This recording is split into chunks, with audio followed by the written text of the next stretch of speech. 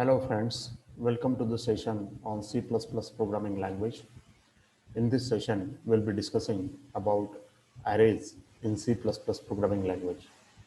In this session, we will see what is the concept of arrays in programming language, what are the different types of arrays in C++ programming language, and we will also see how these arrays are declared and how these arrays are used in C++ program. Friends, as you know that you are viewing this session on my YouTube channel, Learn with Prakash Kanal, and subscribe to the channel to see many videos on the subjects of electronics and computer science. So let us start the session with the question what we mean by an array. In case of programming language, we know that whenever we want to store any value, then we need one variable. So one variable will be required to store one value. So if you want to store, say for example, 10 values within your program, then it is necessary that you can make the use of 10 different variables. But many times you will find that while writing the program, we need to deal with a large set of values. Say for example, suppose we have been given the mark score by the students in a class. Now the number of students in a class are many more, and therefore there is a large set of values. So the set of values may contain 50 values or sometimes even contain 100 values. Now in that case, using a separate variable for each value becomes difficult, because if there are 100 values in a program and suppose you want to make the use of the 100 variables, then it is impractical, and therefore we should find some solution to this problem. So handling of large number of variables is very difficult whenever you are writing any code or program. So instead, it is very much useful if we can use only one name to all similar values. In C++, it is possible that you can recognize the similar data by one name only, and this is to be called as an array. So we can define here an array. An array, you can say, is a fixed size collection of homogeneous data elements. So homogeneous, it will stand for the data elements which are same in nature. Say for example, when you have a collection of only integer values, then that can be an array. Suppose you have the collection of names, then that can be an array. Or suppose you have the collection of only real numbers, then that can be an array. So an array can also be called as a list. Now we will go for what are the different types of arrays in C++. In C++, you will find that there are two types of arrays that is being used. The first array is being called as a one-dimensional array or 1D array. And the another type is that apart from one-dimensional array, it is possible to have many more dimensions to the array, and such arrays are called as multi-dimensional arrays. One-dimensional array, you can say that it is like a list where it is a sequential collection of elements. One-dimensional array many times is called as a vector. So a vector is a one-dimensional array. Any list is a one-dimensional array. Suppose you want to go to the market and suppose you want to purchase certain items and you prepare certain list. So that list can be called as a one-dimensional array. Multi-dimensional array can be either two-dimensional array, three-dimensional array, or even it is possible to have many more dimensions than that of three-dimensional.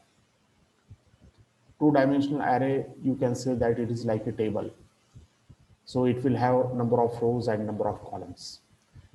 The two-dimensional array is also called as matrices. So in practice, we always need to deal with one-dimensional array and also with two-dimensional array. In only in some cases, we may need more than two dimensions. But in C++, it is possible that you can declare the array of any dimension. Now let us go for the one-dimensional array. Now in C++, we know that whenever we want to make the use of any variable, then it is necessary that we must declare the variable to the compiler. before actually we make use of it. Similarly, to other variables, one-dimensional array also need to be declared to the variable, declared need to be declared to the compiler, and then only you can make the use of it. So the declaration syntax for the one-dimensional array is like this. Initially, you will write down the data type. So you need to mention what type of elements are there in the array. Then every array will be identified by a name. So there should be a name of the array. The name of the array can be any valid variable name. And in the square bracket, you can mention the size of the array. So the size of the array will tell you how many elements are there in the array. Say for example, we can write integer a in the square bracket 6. So it means that this is an array of which the name is a. The elements in the array are all of the type integer and there are total 6 elements. So whenever you write such declaration statement in C++, then the compiler will reserve continuous memory locations, 6 memory locations for the storage of the 6 integer elements. Now, once we declare the array, then it is necessary that you need to assign the values to the elements of the array. And when we assign values to the elements of the array, then that is to be called as an array initialization. For example, we can assign the different values to the variables of the array, such as integer a6 is equal to, in the curly bracket, the first element may have a value 5, second 12, third 21, then 12, then 11, and then 8. As shown in this diagram, this is a one-dimensional array with 6 elements. So the first element is being called as A0, the second element is being called as A1, the third element is being called as A2, A3, A4, and A5. So from A0 to A5 are the different elements of the array. So this is a one-dimensional array with 6 elements. Now, whenever we want to make an access to the elements of the array, then it is possible that you can make an access to the elements of the array. And for this, you need to make the use of the index variable. So suppose I want to make an access to the array. So for that, I can make the use of the for loop. Suppose I is the index variable where the initial value of I is equal to 0. The condition is I less than 6, and every time we are incrementing the value of I by 1. Now, every time we are making an access to the element, initially value of I will be equal to 0. Therefore, the first element will be A0, that we will print element is equal to. Then this loop is repeated. So every time we'll go on printing the different elements. As the value of I goes on changing, the first element will be A0, then A1, then A2, then A3, then A4, and then A5. So 6 times this loop will be executed, and all the 6 elements of the array will be printed by making the use of such a loop. Now we will go for the two-dimensional array. Like one-dimensional array, you will find that two-dimensional array also need to be declared before we actually make the use of it within a program. So it is necessary to tell the compiler that this variable is of two-dimensional array. The declaration syntax is similar to that of one-dimensional array. Initially, we will write the data type of the different elements that belongs to the array. Then there should be the name of the array. The name of the array can be any valid variable name. And then in the square bracket, we will write down the size 1. And then in the another square bracket, we will write down the size 2. Because this is a two-dimensional array, and therefore we will require the two index variables, or this will require the two numbers which will actually demonstrate the size of the array. As shown in this diagram, now this array is in the form of a table, and therefore it will have number of rows and number of columns. So for example, there are 3 rows, rows 0, 1, and 2, and there are 4 columns, 0, 1, 2, and 3. So the first element will be referred as A00. Then row wise, the second element will be A01. then A02, then A03. Then the next element will be A10, then A11, then A12, then A13.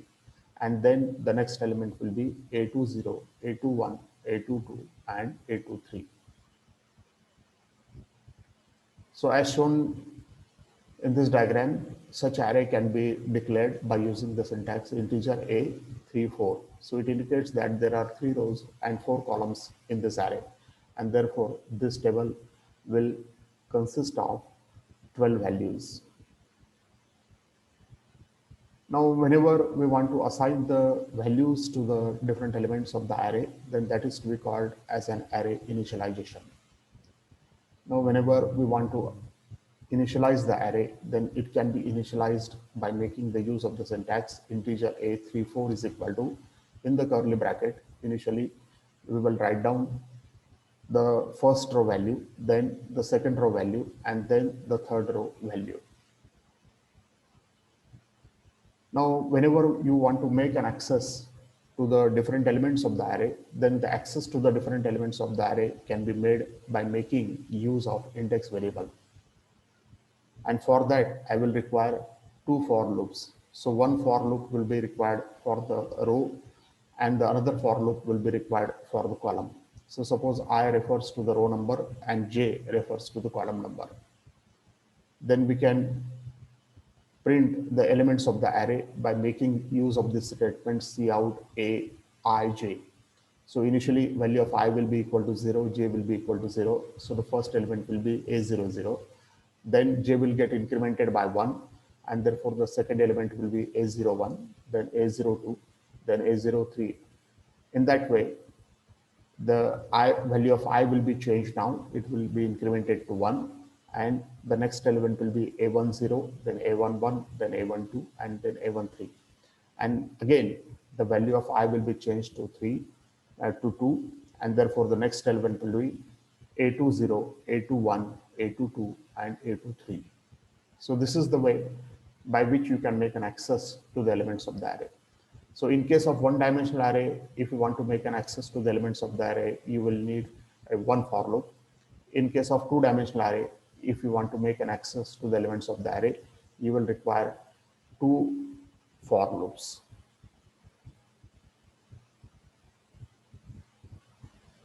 Now this is a simple C++ program where we have actually made the use of an array. Suppose we have included in our program IOStream header file by using the namespace standard. And suppose we want to generate the Fibonacci series. So this is a function Fibonacci, FIB, and there are two variables that we are declaring integer fn. So this is an array variable, one-dimensional array variable, and integer I. So initially f0 is equal to 0 because in case of Fibonacci series, we know that the first element is 0 and the second element is 1. And the next element can be computed by making the addition of earlier two elements. And therefore, we will make a use of the for loop. Initial value of I will be equal to 2, I less than n, I plus plus. Then fi is equal to fi minus 1 plus fi minus 2. Now we will print this values of fi, and therefore we will make another use of the for loop for I is equal to 0, I less than I plus plus, cout fi. And then in the main function, what we will do is that we will initialize the value of n is equal to 2. It means that we want to print out the 10 different values for the Fibonacci series, and then we will call the function fib n, where the value of n is equal to 10 will be passed to this function. And then finally, we will return 0 to our main function because our main function is of the type integer. Now, whenever you have such program with you, then you can easily compile or run this program by making the use of the online C++ compiler. Once you Google them, then you can easily find there is a list of different compilers available online. You can select the appropriate one. You can type your program in the text editor window, and then by using this run button, you can compile your program or run your program. So when you run your program, you will find that the 10 different values of the Fibonacci series will be printed. The first value will be 0, the second value will be 1, then again the third value will be 1, then 2, then 3, then 5, then 8, then 13, then 21, and then 34. So thank you friends for viewing this session. Hopefully you understood the concept of array and how to make the use of array in C++ programs. Thank you all for viewing the session.